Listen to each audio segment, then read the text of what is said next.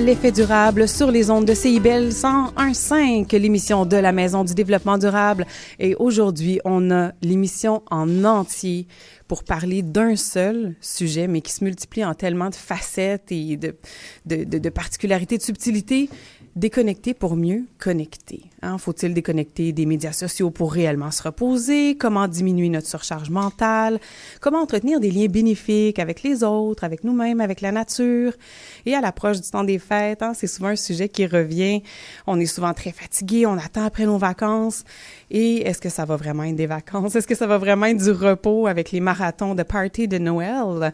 Ben, c'est des questions à se poser, puis c'est ça qu'on va faire aujourd'hui. Donc, je suis vraiment très heureuse de vous présenter notre panel, nos intervenantes. Donc, on a Francis Waddell, qui est un citoyen engagé, cofondateur de Demain Verdun, mais aussi un éducateur spécialisé en milieu scolaire. C'est important quand même de le nommer, particulièrement dans ce contexte-ci, je trouve. Également Emmanuelle Parent, qui est autrice du livre texté, publié et scrollé aux éditions Éco-Société à la collection Radar. Bonjour. Allô. Nous avons également Christelle Marilène Papineau, directrice de Rose sur Vert Communication et cofondatrice de Atelier Humain, un nouveau projet dont j'ai hâte d'entendre parler. Oui, bonjour. Bonjour, et Maxime Barry, qui est cofondateur de Quintus et animateur de la fresque des nouveaux récits. Mais bon, il y a plein d'autres multiples talents que je ne nommerai pas entièrement ici, mais il y en a plein. Bonjour tout le monde, bienvenue. Bonjour et bienvenue. Pourquoi j'ai choisi ce thème-là, comme je l'ai dit, c'est parce que là, on approche d'une période cruciale et aussi une période où est-ce qu'on prend des résolutions, on veut faire des meilleures pratiques dans nos vies et je trouve que ça se prêtait bien, là, en cette fin d'année où je sens que tout le monde, comme à l'habitude, à peu près à ce temps-ci, est un petit peu épuisé. Donc, je commencerai peut-être avec toi, Christelle. Oui. Tu sais, quand je parle de déconnecter pour mieux connecter, qu'est-ce que ça t'évoque aujourd'hui? C'est un sujet qu'on a quand même déjà abordé, le ralentissement. Totalement. En 2023, là, en entrée d'année. Mais qu'est-ce que ça t'évoque quand je te dis ça aujourd'hui, déconnecter pour mieux connecter? Ben, c'est drôle parce que d'emblée, je dirais qu'en 2024, je suis venue devant toi, à ton micro, pour te parler de finances, de politique, désobéissance civile. Aujourd'hui, je parle de ralentissement. Alors, je me pose la question, devrais-je ralentir davantage? Peut-être. N'est-ce pas? Mais aujourd'hui, j'avais envie de te parler, justement, tu l'as dit d'emblée en entrée de jeu, d'Atelier Humain, mon nouveau bébé, en fait, que j'ai co-créé avec Isabelle Aubu et Nadine Bachand, mes deux complices. Et en fait, oui, il y a un lien avec aujourd'hui de ralentir, puisque nous, on travaille principalement pour améliorer le mieux-être des individus au sein d'organisations engagées dans la transition socio-écologique. Donc, nous, on a eu cette expérience, ce passé aussi comme écologiste, qu'on s'est un peu épuisé à force de vouloir changer le monde. Et on a trouvé dans ce projet-là un sens, donc ce besoin-là qu'on avait profond d'aider, en fait, les autres.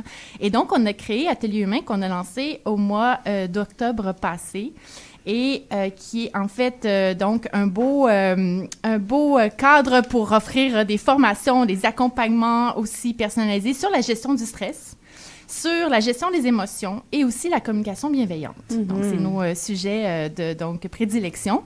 On est vraiment parti, Maud, de ce constat que le stress est omniprésent, notamment dans les organisations qui œuvrent à la transition socio-écologique.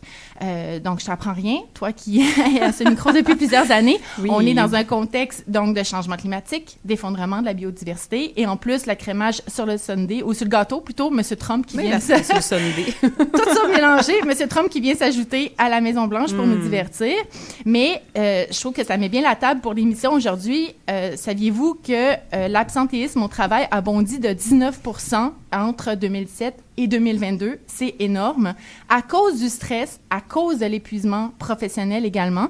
Et le taux de burn-out n'a jamais été aussi haut au Canada qu'actuellement. Il ne fait qu'augmenter. Donc, il faut vraiment se poser des questions et on fait bien aujourd'hui de s'en poser ensemble sur comment bien ralentir.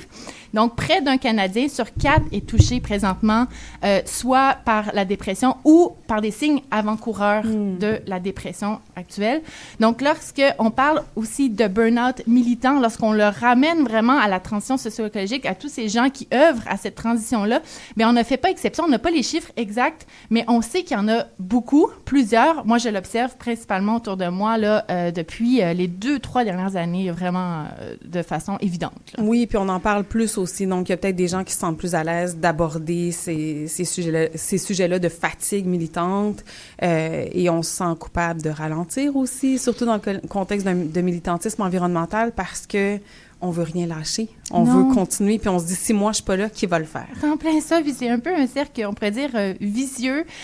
Donc, cette culture-là, tu sais, on parle de militants, mais on pourrait parler juste d'engagement aussi social et environnemental, donc d'engagement citoyen, comme le fait si bien Francis aussi.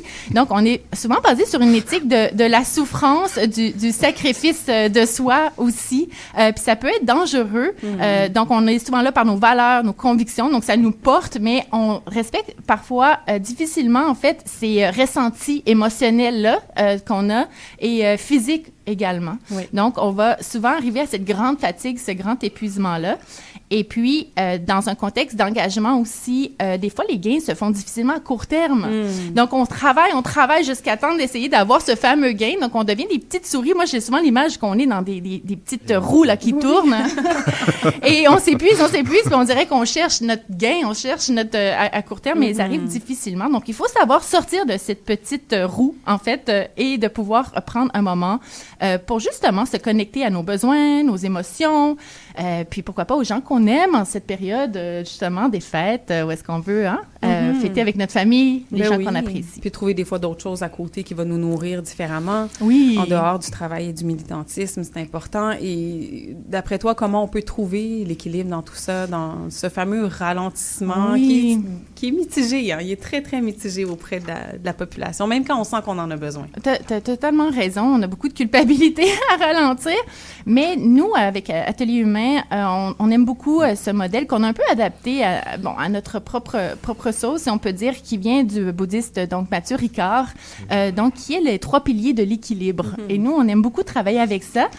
Donc, on parle de, oui, dans un premier volet, s'engager. Pour nous, c'est important d'être engagé dans la société, bien sûr, d'être dans l'action, mais aussi prendre un moment dans un deuxième temps pour pouvoir s'inspirer aussi. On a besoin d'un peu de recul sur cet engagement-là, aller voir qu'est-ce qui se fait ailleurs, lire, écouter, discuter.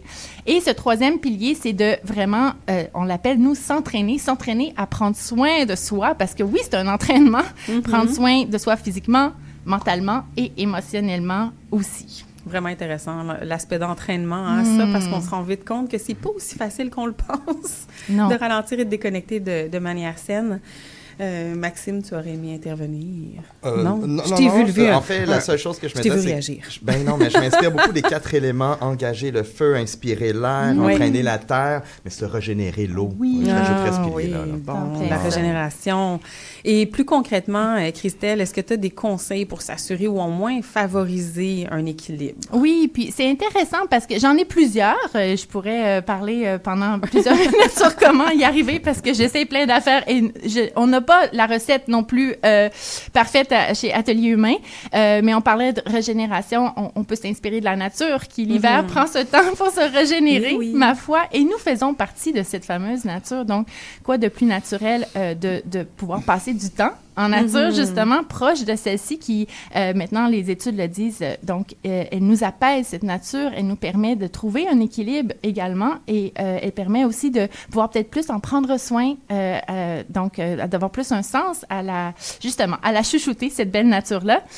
Sinon, aussi, chez Atelier Humain, on parle beaucoup de pleine conscience. Des fois, c'est un mot un petit peu mitigé ou un mot galvaudé. Oui, il a été galvaudé, je pense. Oui, galvaudé.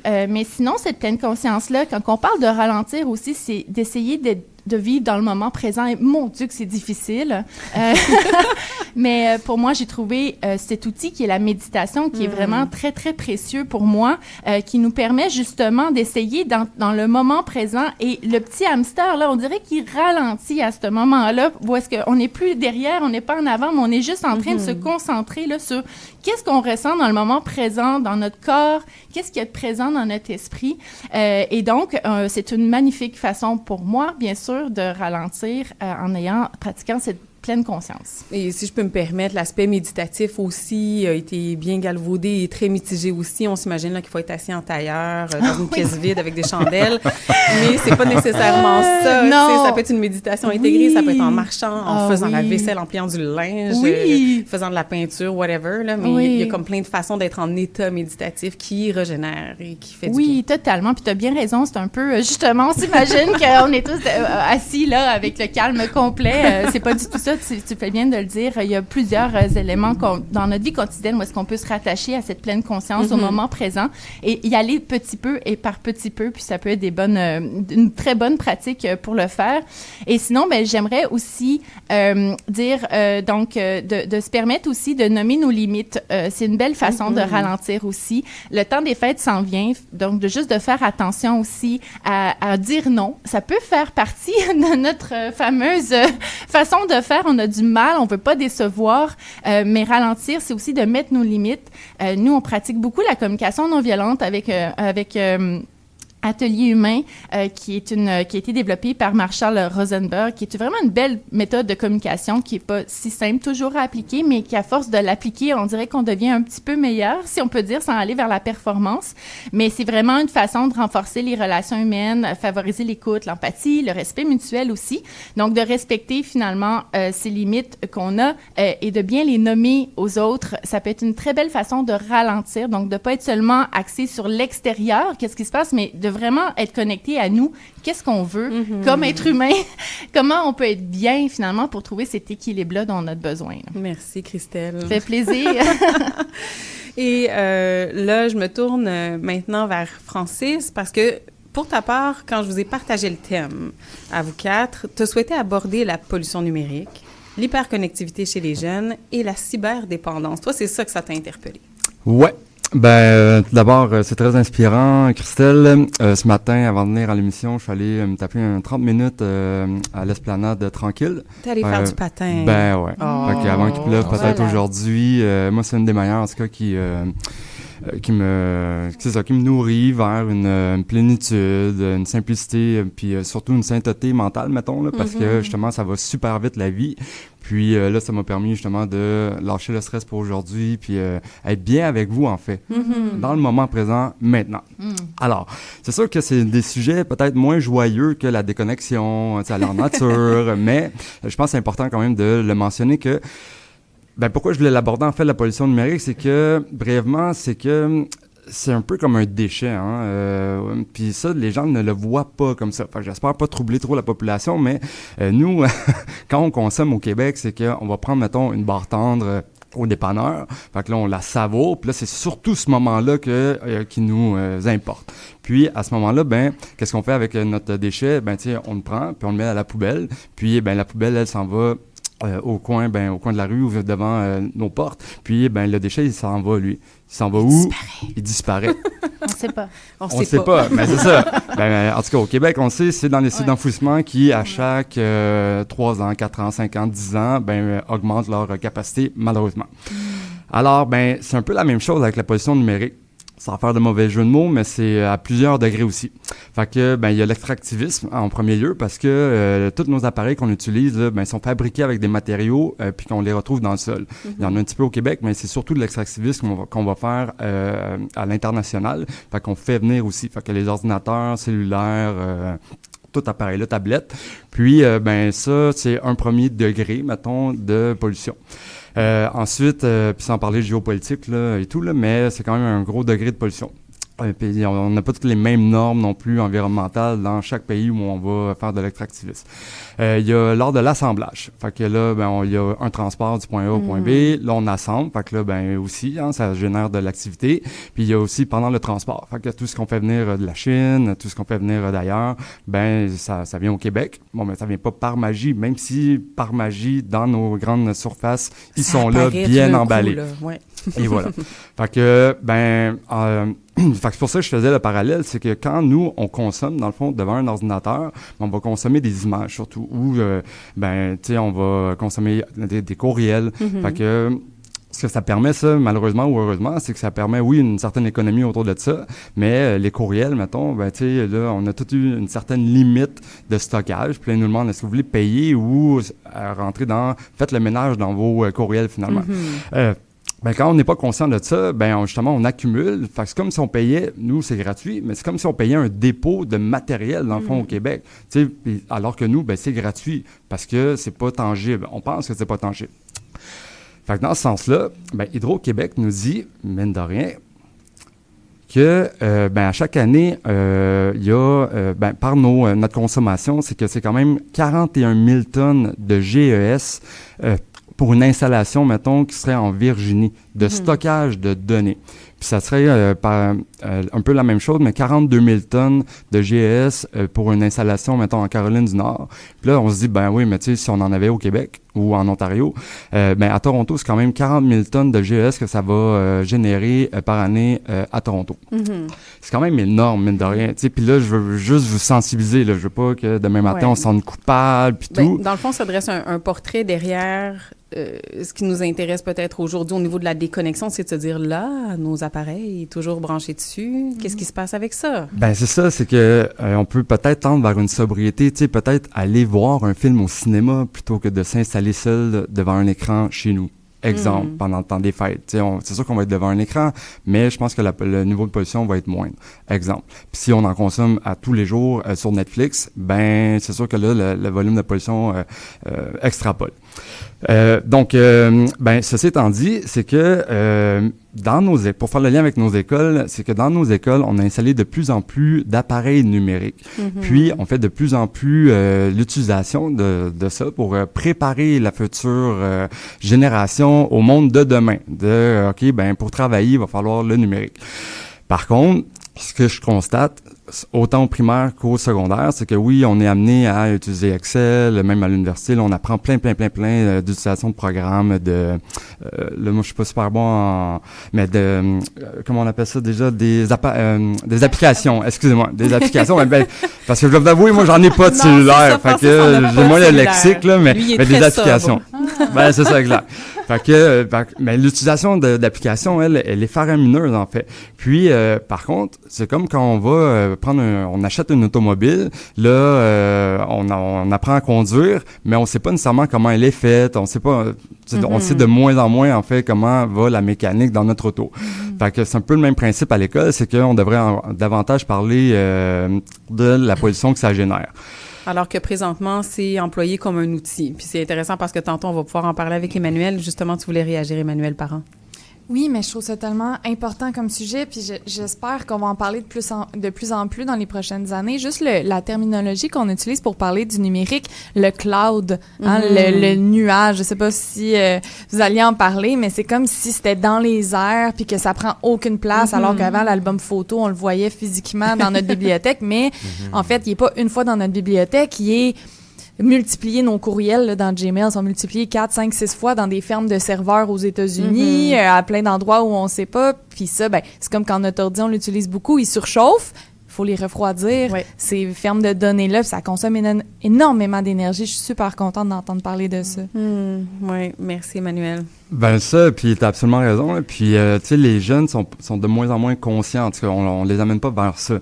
Puis, on les amène plutôt, justement, comme quelqu'un a dit, c'est vers l'utilisation. Comment les utiliser. On crée les utilisateurs de demain, finalement. On les absolument. entraîne, selon toi, ou ce que tu apportes aujourd'hui. C'est que avant moi, on apprenait à utiliser le crayon, puis c'est super. Puis à utiliser, après ça, notre cerveau. Puis à faire comme, OK, comment on fait de la création littéraire? Bon, ben là, aujourd'hui, comment on fait de la création littéraire? Ça passe beaucoup, oui, par le crayon, parce qu'on apprend à écrire, à lire, c'est super le fun. Mais après ça, les grandes créations littéraires se font beaucoup par l'ordinateur.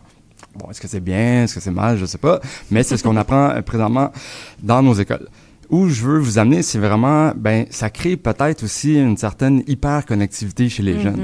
Puis ça, c'est quand même, on le voit, là, c'est pas juste moi qui, dans une école, fait le constat, mais c'est que, si je peux vous amener à l'international, c'est qu'il y a presque 10 ans, les pays scandinaves se lançaient vraiment dans la grande aventure du presque tout numérique dans les écoles, primaires, secondaires. Puis, l'enseignement par des outils numériques se faisait par les smartphones, les tableaux numériques, la tablette, les ordinateurs. Puis après seulement quelques années d'essai, Leur conclusion, grosso modo, là, c'est que c'est assez frappant. C'est que les autorités ont retiré drastiquement le numérique comme manière d'enseigner. Parce que d'après une étude réalisée à Copenhague, puis citée dans le courrier international, qui était publié le 22 mars 2024, c'est qu'un enfant sur 3 était distrait par un écran, pas à l'extérieur, pas quand on va dans le métro, mais dans les cours. Fait que ça, c'était dans le cours, il y a 20 jeunes, mettons, puis là, distrait par le voisin, distrait par ce que l'autre fait. Alors, ils se sont rendus compte de ça. Puis en Europe, les pays scandinaves, là, c'est rendu justement non numérique, tu sais. Fait qu'ils se sont lancés dans cette aventure-là. Puis on va voir ce qui se passe au Québec, mais ça me surprendrait pas que dans les prochaines années, il y en ait de moins en moins. Si je peux peut-être terminer là-dessus, parce que là, j'abuse du temps, moi aussi, je pourrais parler pendant longtemps, c'est que présentement, il y a la commission... il y a une commission à l'Assemblée nationale. Elle s'appelle la commission spéciale portant sur les impacts des écrans chez les jeunes. Puis eux, ils ont lancé une consultation en ligne et puis ils ont amorcé plutôt une tournée là, des écoles à partir du 31 octobre. Donc c'est passé. Par contre, là, ça commence à sortir. Il y a surtout Enrico Ciccone qui sort vraiment dans les médias pour dire nous, on commence à être de plus en plus inquiets. Puis si ça vous tente, c'est pas trop tard d'y participer. Vous allez sur le site de l'Assemblée nationale, vous tapez commission spéciale numérique. Puis, vous pouvez participer à la consultation en ligne à partir de 14 ans. Fait que si vous avez des jeunes ados, tout le monde peut vraiment y participer. Puis c'est super intéressant d'y aller parce que ça nous porte, ça va donner un portrait, un meilleur portrait en tout cas que les spécialistes à gauche et à droite sur ce qui se passe réellement dans la population. Et ça, c'est hyper important. Oui, puis justement, dans ton livre, Emmanuel, tu indiques que c'est difficile à calculer parce que ça évolue tellement vite au niveau du numérique, au niveau des technologies, que c'est vraiment difficile d'avoir un portrait exact en temps réel des impacts. C'est aussi également difficile de mesurer les solutions. Donc là, on voit des écoles qui... il y en a au Québec là, qui commencent, là, je pense notamment à une école secondaire à Oka, qui décide, OK, pas de téléphone, mur à mur dans l'école. Dans les classes actuellement au Québec, c'est pas accepté, mais en même temps, on continue d'avoir une gestion du téléphone, ça reste une distraction, puis on n'a pas non plus d'études scientifiques qui vont dire « Hey, ça, c'est vraiment mieux pour les jeunes, puis ça, c'est pas bien. » Donc là, c'est quelle approche est-ce qu'on prend pour intervenir? L'Australie va avec l'interdiction, il y en a d'autres qui vont pour l'éducation. Puis, tu sais, personnellement, j'ai témoigné à cette commission-là spéciale. Oui, je suis autrice du livre Texté, publié, scrollé, mais je suis aussi directrice générale, cofondatrice d'un organisme qui fait de l'éducation au bien-être numérique dans les écoles primaires et secondaires. J'enseigne aussi à l'Université de Sherbrooke sur ces sujets-là. Puis, même si c'est tentant d'aller vers une interdiction, là, je parle pas du milieu scolaire, mais plutôt pour le bien-être, là, tu sais, des réseaux sociaux. Le problème est tellement complexe que ça veut pas dire que ça va régler les problèmes qu'on cherche à prévenir avec des mesures comme ça. En fait, on va peut-être stigmatiser encore plus les jeunes. Donc, en tout cas, c'est très complexe. C'est peut-être pas ça, là ce dont on parle, mais déconnecter pour mieux reconnecter. Quand c'est législatif, c'est pas toujours garant de résultats bénéfiques. Non, c'est certain. Il y a beaucoup d'essais-erreurs. Je sais qu'il y a Maxime qui voulait réagir. Ben oui, parce qu'en fait, nous, on a quand même grandi dans une époque où on n'avait pas de téléphone, pas d'ordinateur. On a vu l'avènement, fait qu'on a connu la transition. Donc, on est capable de mettre une certaine perspective sur nos appareils électroniques. Mais les jeunes d'aujourd'hui, c'est comme une nouvelle norme, que dès leur naissance, ils voient ça. Pour eux, c'est normal de le faire. Puis, tout ce qu'on donne au numérique, à la technologie, on le perd en faculté humaine. On pense au GPS. Là, combien de gens sont plus capables de se déplacer 3 coins de rue s'ils n'ont pas leur téléphone qui leur dit par où passer. Fait que cette extériorisation de nos facultés humaines qu'on met à la technologie, ça nous rend dépendants de celle-ci, puis ça baisse notre résilience parce que high-tech needs high-tech. La technologie évolue toujours de plus en plus. Il va avoir besoin de technologie pour se maintenir, mais si on a une panne d'électricité, s'il n'y a pas d'Internet, on perd ces capacités-là aussi. Donc, on perd cette résilience-là. Puis, même aujourd'hui, moi, j'ai l'impression, c'est vraiment une opinion, mais qui va peut-être être partagée, mais que les gens ont de la misère à s'appeler, à se parler en personne. On utilise beaucoup le numérique qui est très simple, facile d'approche, mais qui peut laisser tellement place à des misinterprétations. Donc, est-ce qu'on communique vraiment? C'est la question que je pose. Bonne question. Merci, Maxime. Christelle? Mais en fait, ça me faisait penser les deux.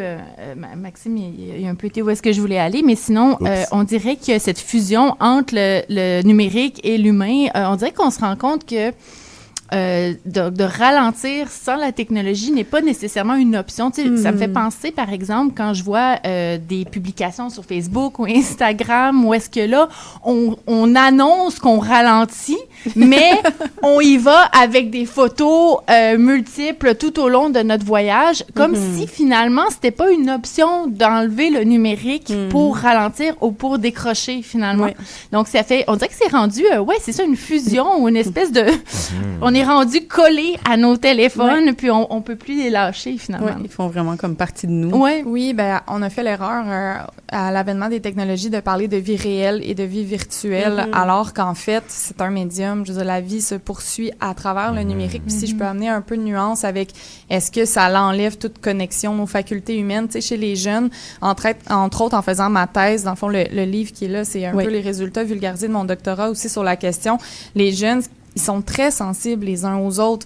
Ah, telle personne aime pas écrire, on va se parler par Snapchat. Telle personne préfère qu'on s'écrive pas, ben on va s'appeler par FaceTime. L'autre personne est sur Instagram, on est un peu moins proche, c'est moins envahissant que la texter sur son numéro personnel. Donc, je vais y écrire sur Instagram. Donc, on est très sensible, mais c'est vrai que comme c'est des nouvelles normes, le fait de valoriser c'est quoi la différence entre dans quel contexte est-ce qu'on se texte, dans quel contexte on s'appelle et dans quel contexte on se parle en face à face, ben là, il faut l'apprendre. Avant, on n'avait pas le choix, c'était en face à face. On n'avait pas besoin d'apprendre que si tu laisses quelqu'un, il faut que ça soit en face à face. Mais aujourd'hui, il faut en parler avec les jeunes que si tu as quelque chose de difficile à dire, à cause de mes interprétations, t'es mieux d'aller en face à face. Mais moi, ça me rend pas alarmiste, ça me rend pas « Oh non, nous n'avons plus d'humanité, les jeunes sont complètement apathiques. » Non, c'est juste qu'avant, ça allait de soi et maintenant, il faut l'enseigner. Mais le fait de parler par texto entre jeunes, c'est aussi bien utilisé, on s'entend, une opportunité de support social, de soutien social,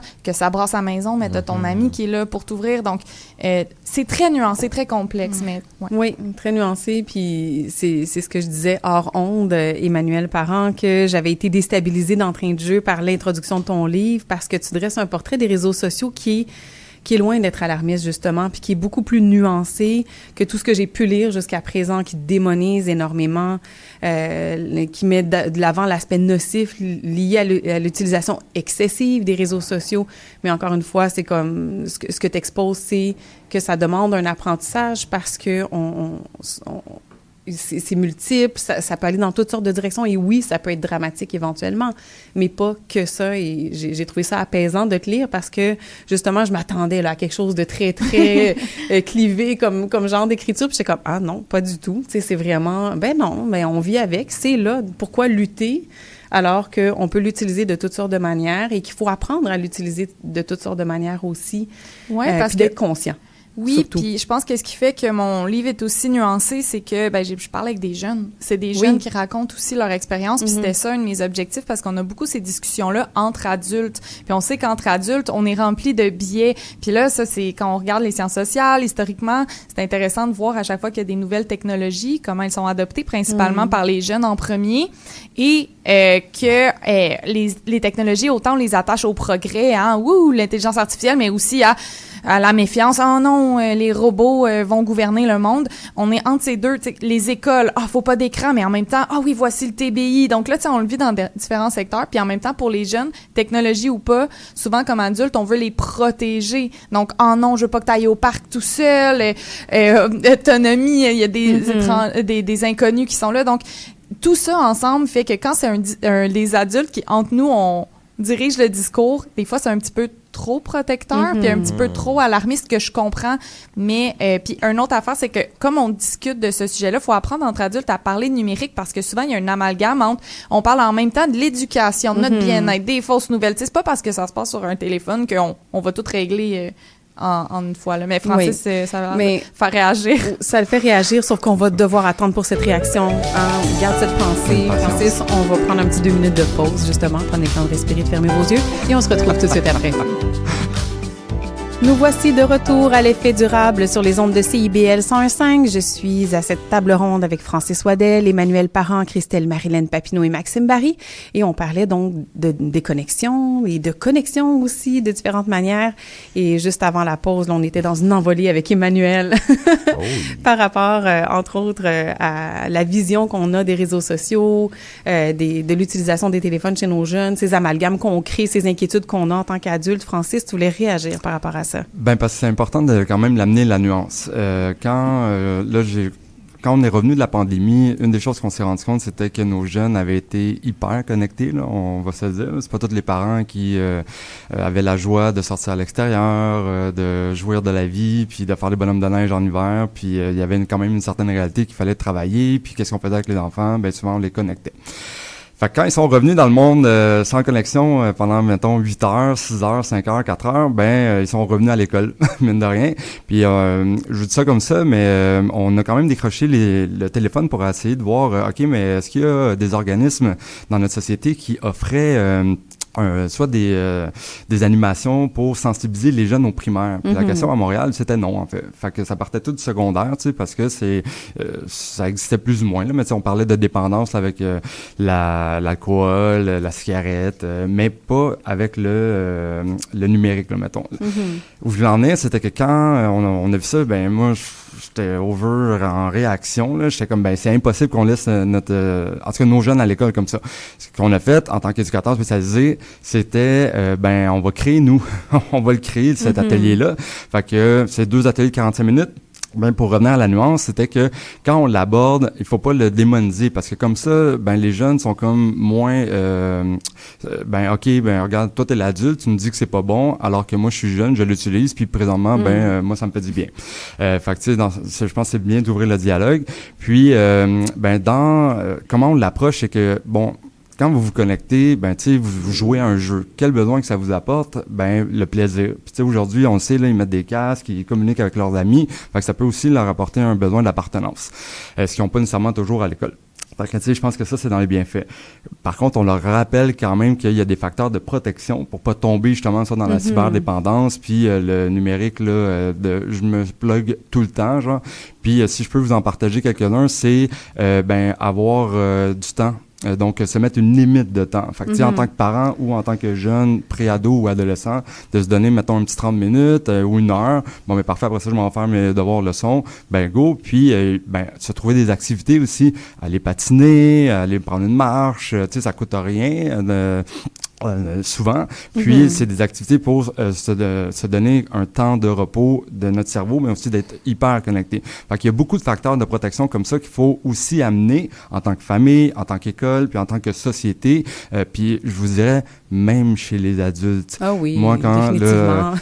je sais pas si ça va m'écouter, mais je finirai là-dessus, mais quand je vois des directions d'école avec 3 écrans devant eux, je me dis, mais aïe, mais l'école était comment il y a 30 ans, 50 ans, genre. Oui. Bon, on n'est pas obligé de revenir vers ça nécessairement et ça sera pas possible, là, à cause que tout est centralisé, etc. Mais justement, Emmanuel Parent, dans ton livre « Texter, publier, scroller », il y a des petits checkbox là, à la fin que j'aime bien gros, à la fin de tes chapitres, là, pour justement se poser des questions, qu'est-ce qu'on peut faire différemment. Donc, j'aimais beaucoup cet aspect aussi. Tout en douceur, c'est super comme amené de manière très, très bienveillante pour utiliser ce mot un peu galvaudé, mais tu sais, qui amène justement une réflexion saine, tu sais, toute simple, sans jugement, et j'ai beaucoup apprécié ça. Tu l'as dit tout à l'heure, t'es docteur en communication, t'as cofondé l'organisme Ciel qui fait la promotion du bien-être numérique auprès des jeunes. En fouillant un petit peu sur le site, là, il y avait entre autres des ateliers, puis vous abordez des thématiques comme le nommé Francis présentement.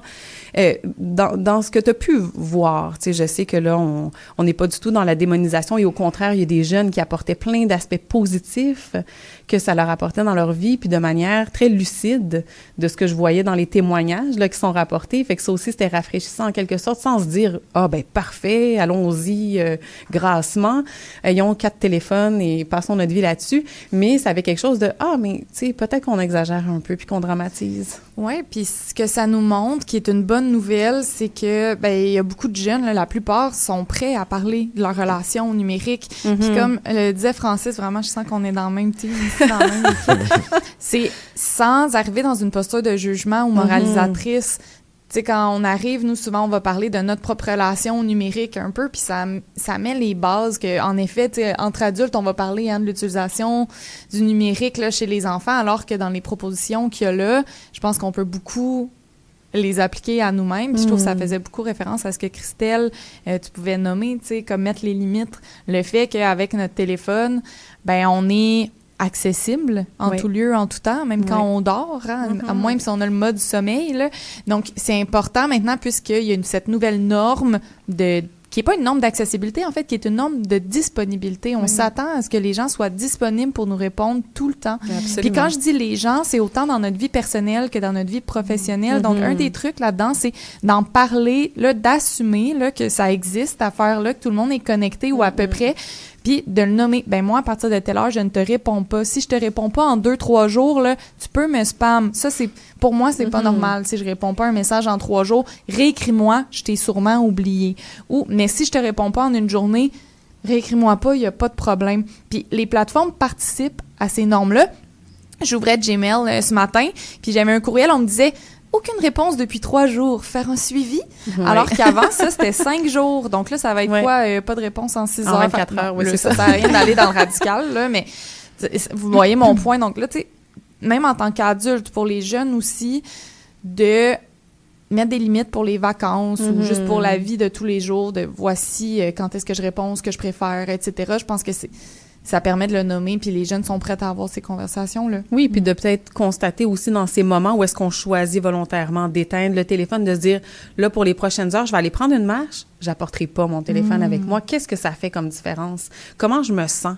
Versus, je m'en vais prendre une marche, c'est super, mais je regarde mes textos à toutes les 2 minutes, je prends une photo, je la publie, je marche en même temps que je regarde, je sais pas, mon fil Instagram. Est-ce que je suis vraiment en train de déconnecter puis de me reposer? Puis là, il y a pas de mal non plus à prendre une photo puis la partager, mais c'est de se demander le pourquoi. Pourquoi je fais ça? Tu sais, tu sais, justement, dans le livre, il y a des jeunes, je leur demande pourquoi est-ce que tu publies? Une autre idée préconçue, c'est que tous les jeunes publient tout le temps, très peu, là.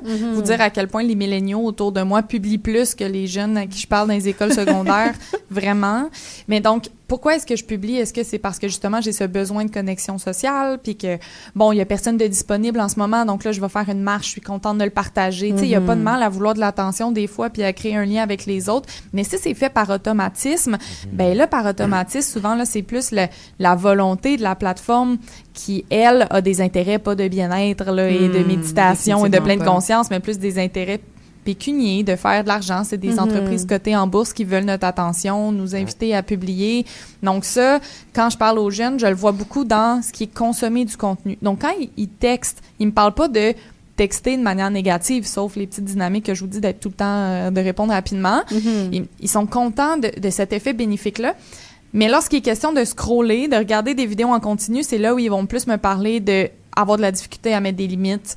Puis, tu sais, je me reconnais à 100% en eux, là. Moi, des fois, je vais supprimer Instagram, je vais mettre des limites de temps, parce que les plateformes sont conçues pour garder notre attention, puis c'est dans ces moments-là où on est seul à se distraire, où on est plus enclin à aller plus dans ce que eux veulent, les plateformes, puis moins un peu dans ce que nous, on veut. Donc, tu sais, se mettre des limites, de mettre des limites de temps, et surtout, comme on disait tantôt, qu'est-ce que je veux faire de ce temps-là? Parce que même si je mets une limite de 1 heure par jour sur mon application TikTok, si quand la limite arrive, puis je regarde autour de moi puis je sais pas quoi faire, qu'est-ce que je vais faire?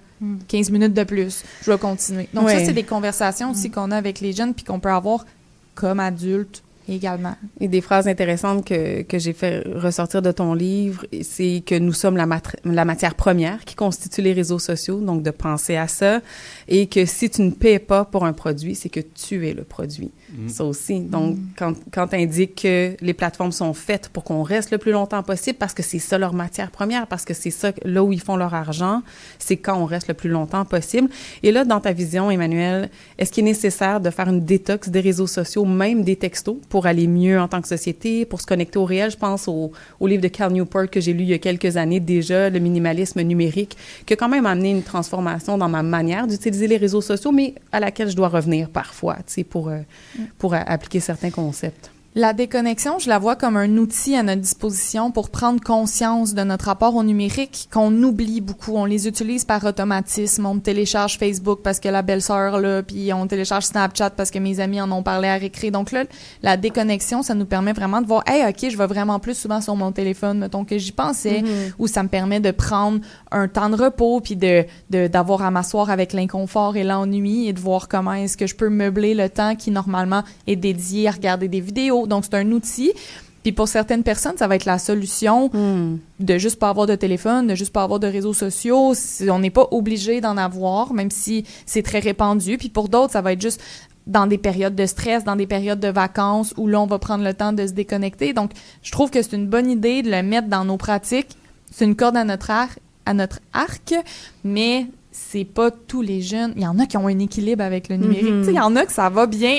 Oui, c'est pas tout le monde. Donc, c'est pas généralisé. tout le monde qui en a besoin nécessairement, mais fait que je pense que c'est vraiment à notre disposition. Oui, donc quand même la part des choses à faire dans ce contexte-là aussi Oui. de déconnexion qui passe nécessairement par puis je pense sortir des que, médias tu sais, sociaux. je dis, ça nous permet de prendre conscience des aspects négatifs, mais des aspects positifs aussi, parce que souvent, on parle d'équilibre, que les réseaux sociaux, que le numérique est là pour rester, mais on parle tout le temps des méfaits. Mais si on parle juste des méfaits, pourquoi on les garde à la base? Il faut parler aussi des effets bénéfiques pour savoir c'est quoi l'utilisation dont on doit en faire. Donc, si on fait une déconnexion, puis on dit... OK, ben c'est sûr que organiser le party de Noël puis qu'est-ce que j'amène au potluck, c'était difficile. Ben là, on se dit, OK, ben check, c'est un outil social, je l'utilise pour m'organiser. Puis outre ça, après avoir répondu à des messages... Je peux choisir j'essaie de me déconnecter. Par exemple. Et là, je vais m'adresser à Maxime Barry de Quintus. C'est moi. Et c'est toi, bonjour. Donc, chez Quintus, vous êtes devenus comme des experts. En tout cas, vous êtes en voie de devenir... vous êtes quand même sur la place publique avec des ateliers, puis vous offrez quand même une expertise à travers ça, le ralentir, la reconnexion. Quintus, qui est d'abord une agence de communication responsable, vous avez innové dans vos offres de services pour être en cohérence avec ce besoin de ralentir et de connecter différemment. Donc, votre thématique phare de 2025, c'est même ça. Ralentir pour reconnecter. Je trouvais que c'était drôle parce que c'était une grande tendance, là, ralentir, déconnecter, mais c'est l'intelligence collective. Moi, je trouve ça génial. Puis en fait, Quintus, on a été une agence de communication responsable, mais là, on se nomme plus un studio nomade. On veut, parce que, dans le fond, c'est le constat qu'on a eu. La transition, les comportements, ça bouge pas assez vite. Quand on parle à des gens derrière l'Observatoire de la consommation responsable ou le baromètre de l'action climatique, les évolutions de comportement sont très minimes, puis souvent, il y a des régressions. Puis même dans les dernières années, il y avait une augmentation de la réponse « rien du tout » à la question « qu'est-ce que vous seriez prêt à faire pour l'environnement? » Fait que le mode actuel de communication, la télévision, les médias sociaux, le journal, tout ça, on se rend compte que finalement, on va pas dans la bonne direction. Fait que nous, on s'est dit, qu'est-ce qui peut faire changer les gens? Puis c'est là qu'on s'est rendu compte que le contact de personne en personne, de partager l'énergie de la transition, de côtoyer quelqu'un qui est animé par une passion, qui est allumé, qui est vif, qui est empathique, qui est à l'écoute, finalement, peut-être ça aide à défaire ces idées préconçues de l'environnement, c'est pour la gauche bobo, etc., les hippies grano. Donc, il faut changer, et pour changer ces perceptions-là, il faut être en personne. Fait que là, nous, on s'est dit, qu'est-ce qu'on fait, nous, dans nos services qui nous permet d'être en contact avec les gens? Évidemment, l'animation d'ateliers Fraisés Nouveaux Récits que j'ai parlé plusieurs fois ici à ce micro, la production vidéo qui nous permet d'être en contact avec les gens créatifs puis d'utiliser de nouveaux récits pour parler de l'environnement, mais d'une façon différente. Et finalement, l'événementiel. Donc, toujours ramener des événements. Parce que c'est la meilleure immersion possible d'être dans un groupe en plus de gens motivés qui sont allumés. Pour nous, c'est la meilleure façon de polliniser, mais on se rend compte que finalement, on est demandé, Studio Nomade, c'est l'idée aussi de se déplacer partout au Québec. Et moi, quand j'ai déménagé en Mauricie il y a 3 ans avec ma famille, je me suis rendu compte que la réalité du développement durable, elle est complètement différente. Montréal, grand centre urbain versus les régions, les municipalités. Puis moi, ça me frappait parce que j'avais une approche très montréalaise de la transition, le zéro déchet, le transport en commun actif, de proximité, l'ultra-local, la densification et tout. Puis je me rends compte finalement quand j'arrive en région, c'est pas des solutions qui peuvent s'implanter facilement, puis ils n'ont pas l'air problématiques nécessairement quand tu es entouré de verdure, de lacs, d'écosystèmes, puis que c'est plus la faune et la flore qui t'importent. Et donc, là, on se promène en région, on fait des ateliers, puis on se rend compte que les gens ont besoin, c'est de se parler. C'est vraiment... fait que quand on arrive avec ces ateliers un peu prospectifs de visualisation, où est-ce qu'on crée une vision commune collectivement, on fait ça avec des gens qui habitent dans une même municipalité, mais qui se parlent pas normalement. Mais là, en faisant cette vision commune-là, ils se rendent compte qu'ils ont plein de points communs, plein de sujets qui les animent, puis finalement, ça crée du lien. Ça crée du lien, puis ça crée des coopérations. Puis on se rend compte qu'on peut amener des notions de... la transformation sociale passe par 3 postures, la posture du savoir, du connecteur et du vendeur, qui aident à faire adhérer le comportement. Fait que ça, c'est selon la théorie du tipping point de Malcolm Gladwell. Et donc, quand tu répands ça, les gens, ils disent « Hey, moi, je suis le connecteur. Fait que la prochaine fois, viens vers moi. » Fait que ça crée des synergies.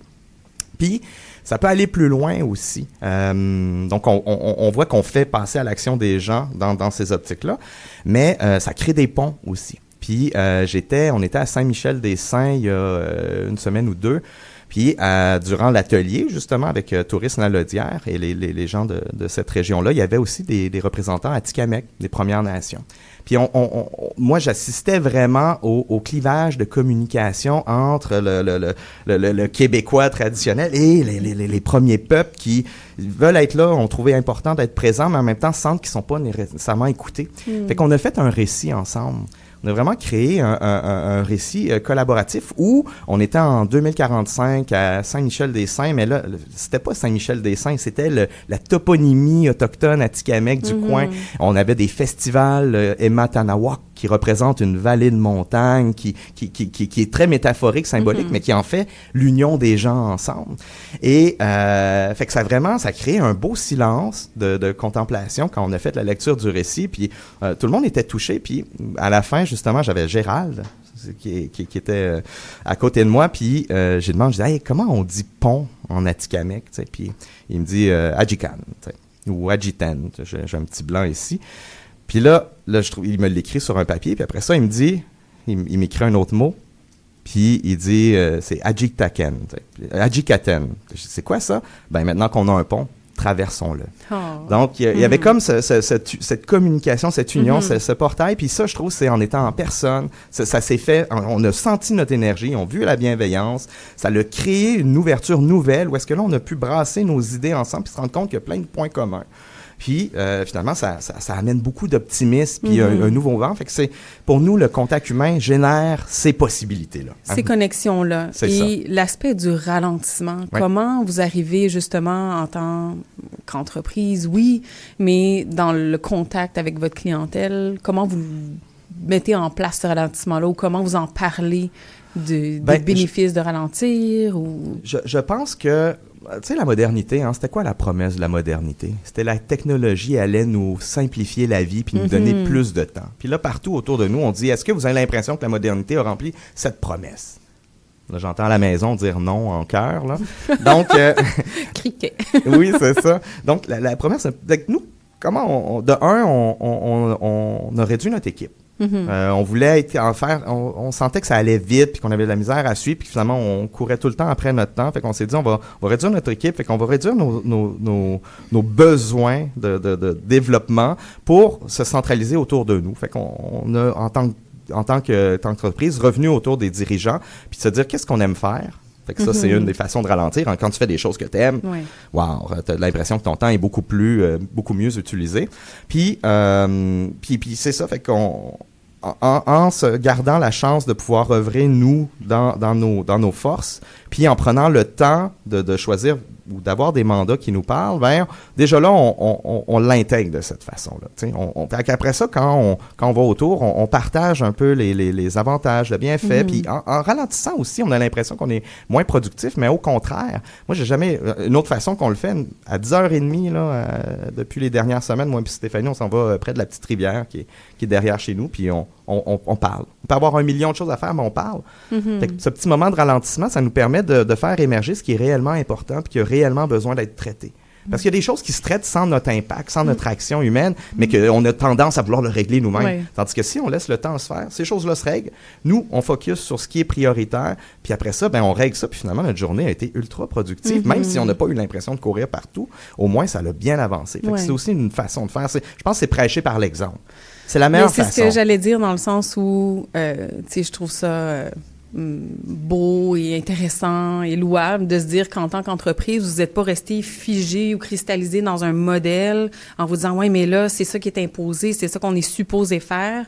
On décide, nous, de se recentrer vers autre chose. On décide d'écouter qu'est-ce qui est là, de répondre à des besoins fondamentaux et qui nous permettront de répondre à des besoins de la communauté en même temps. Donc, il y a quelque chose de beau et, oui, prôné par l'exemple, de se dire, ben pourquoi on ne changerait pas notre façon de faire? Pourquoi on ne changerait pas pour Studio Nomade? Qu'est-ce qui nous en empêche? Oui, puis Amélie de l'Association de la santé publique, Côté-Lévesque, Amélie Côté-Lévesque qui a fait le manifeste Ralentir avec l'Association de la santé publique du Québec, elle disait, parce que je disais, c'est drôle, depuis que je dis de ralentir, je suis quand même, là, je suis à plusieurs endroits au Québec, on est dans plein d'événements, des conférences, là, j'ai pas l'impression de ralentir, puis elle dit, mais si pour toi, ce rythme-là est correct, ça va aussi. Parce que la santé publique, elle, ce qu'elle dit, c'est que plus de 50% de la population du Québec trouve que tout va trop vite, que ce soit les professeurs, les parents, les étudiants, les aînés, tout va trop vite, puis cette vitesse-là cause des problèmes, dont tu conduis fatigué, tu conduis plus longtemps, tu manges moins bien, tu fais moins d'activité physique, donc il y a vraiment un impact physique sur notre santé collective à ne pas ralentir. Oui, absolument. Christelle, tu voulais réagir. Ça m'inspire beaucoup ce que Maxime dit, comme toujours. Christelle. Non, mais ralentir, puis c'est aussi au niveau professionnel. Souvent, on a cette tendance de toujours avoir des rencontres entre collègues, par exemple, où est-ce qu'on a un objectif. On veut passer du point A au point B. Pour moi, ralentir aussi dans un contexte professionnel ou même personnel, c'est de se laisser la place pour échanger des idées, s'inspirer aussi. Oui. Et ça fait partie de cette fameuse composition de l'équilibre, en fait, de se dire, laissons-nous l'espace pour discuter et pouvoir construire ensemble, faire du co-développement, de la co-construction, réfléchir ensemble. On dirait qu'on est toujours dans ces objectifs, ce temps de remplir le temps, remplir les objectifs. Et par observation et par expérience, on gagne beaucoup à se laisser l'espace aussi pour discuter, échanger des idées. Et donc, Maxime, ça m'inspirait beaucoup qu'est-ce que tu disais, parce que c'est une forme de ralentissement aussi, de prendre le temps de regarder qu'est-ce qui se passe, de discuter aussi avec les autres, de prendre le temps ou même juste de prendre des nouvelles aussi des autres, en fait. Et tout ça, nourrit notre travail, nourrit qu'est-ce qui va se passer avec notre entreprise, avec notre organisation. Donc, c'est une forme de ralentissement aussi, de pas toujours être dans cet objectif, ou cette idée de foutue performance qu'on se met sans cesse sur les épaules. C'est très lourd à porter comme individu et comme société. Absolument, en fait. Oui. Puis, tu sais, de ramener ça au plan individuel, c'est tous les aspects là, que vous venez de nommer, Christelle et Maxime, qui relèvent là présentement du milieu professionnel, mais ça peut tout à fait s'appliquer au niveau personnel. On est toujours en performance aussi. Pas toujours, mais beaucoup de gens, en tout cas. Et on va devoir aller vers la conclusion. Oui, bien sûr. C'est juste parce que tu as dit la thématique ralentir pour reconnecter. Oui. Mais en fait, justement, nous, en 2005, restez à l'affût, là, Quintus, on va lancer notre programmation, mais il y a justement ce qu'on appelle des moments qui font du bien, qui sont des après-midi où on va être en gang, s'inspirer, on va avoir des ateliers créatifs. Donc, le but est de se laisser faire du bien, de se régénérer, l'élément haut, je pensais tantôt, ensemble. Puis, c'est un après-midi, donc c'est pas trop prenant non plus, mais quand on sort de là, on est régénéré, puis on a fait des beaux liens, puis on se sent bien pour la suite. Oui, puis des fois, on a besoin de ces espaces-là qui sont créés par d'autres pour aller les habiter ensemble, parce que nous-mêmes, tout seuls dans notre salon, on va peut-être ouvrir Netflix, puis notre téléphone, puis peut-être avoir moins envie d'investir autre chose ou différemment, tu sais, pour se sortir de notre zone de confort dans laquelle on s'est ancré. Des fois, ça prend d'autres personnes, tu sais, pour le faire ensemble. Puis je pense que c'est là où le tissu social est tellement précieux à perpétuer, à tisser, à continuer de créer puis de régénérer. Puis, tu sais, il y a toutes sortes de réactions au stress, évidemment, là, tu le disais, Maxime. Puis cette semaine, je lisais une publication, justement, sur Facebook de Mélissa Molène-Dupuis qu'elle a partagée, qui m'a beaucoup inspirée. Donc, ça, un aspect positif, Emmanuel, de se laisser inspirer par les autres aussi, puis de se sentir un peu moins seule, qu'elle disait qu'elle vivait certains problèmes de santé et que finalement, elle a compris que c'était une réaction au stress perpétuel dans sa vie auquel elle était tellement habituée qu'elle se rendait même pas compte qu'elle était stressée. Même dans des situations stressantes, c'était rendu la norme pour elle. Oui, puis je dirais même que si on passe notre temps sur les réseaux sociaux au moment de se détendre, là, c'est un réflexe que j'ai, qu'on a beaucoup, mais ça nous garde quand même dans cette stimulation. Ouais. Puis on voit que on s'habitue, tu sais, notre cerveau comme un conditionnement. on s'habitue à la stimulation, ce qui fait que les personnes qui vont le plus vers leur téléphone pour passer leur temps, pour, mettons, régler leur ennui, sont les personnes aussi qui ont tendance à le plus s'ennuyer quand ils regardent des vidéos. Donc, non seulement ça garde notre esprit stimulé, mais c'est de moins en moins efficace. Donc là, on va regarder un film puis avoir notre téléphone en même temps. Donc là, on a besoin de stimulation. Donc, il y a le petit bout, il faut s'asseoir avec l'inconfort, je pense, quand on parle de ralentir. Puis c'est pas parce que sur le coup, c'est inconfortable qu'il faut réaccélérer tout de suite. Là. Je pense qu'il y a ça qui est difficile. Absolument. Et on doit aller vers la conclusion parce que là, le thème s'en vient puis on va se faire couper de toute façon. C'est terminé pour aujourd'hui. Enfin, merci beaucoup à vous quatre, Francis Waddell, Emmanuel Parent, Christelle Marilyn Papineau, Maxime Barry, d'avoir ouvert cette conversation autour de la thématique de déconnecter pour mieux connecter. Donc, il n'y a pas une seule réponse, hein. On le constate. Donc, adapté à vos besoins, à votre réalité, à ce que vous sentez que vous avez besoin d'aller chercher. Il y a plein de belles lectures dont texter, publier, scroller, qui est, oui, pour les jeunes, mais pour les adultes également, aux éditions Éco-Société dans la collection Radar. Je vous invite à lire ça. Et, rester à l'affût d'ateliers magnifiques comme l'offrira Studio Nomade et Quintus en 2025. Et voilà, c'est déjà tout pour nous aujourd'hui.